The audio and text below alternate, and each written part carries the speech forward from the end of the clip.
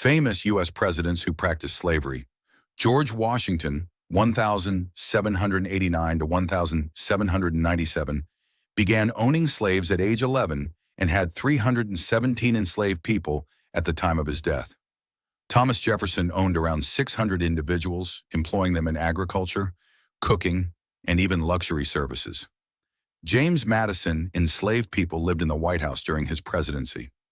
James Monroe advocated for relocating black people outside the U.S. as a solution to slavery.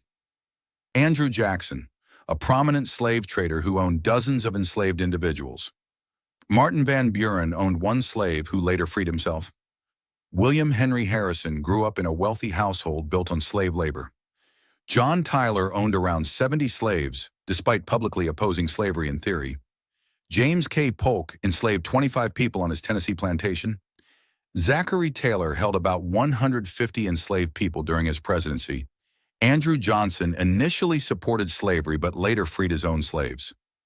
Ulysses S. Grant owned one enslaved person, whom he freed before the Civil War. The shocking contradiction. Presidents who wrote about freedom and justice owned slaves in their own homes. Some eventually freed them. But many saw nothing wrong with slavery at all.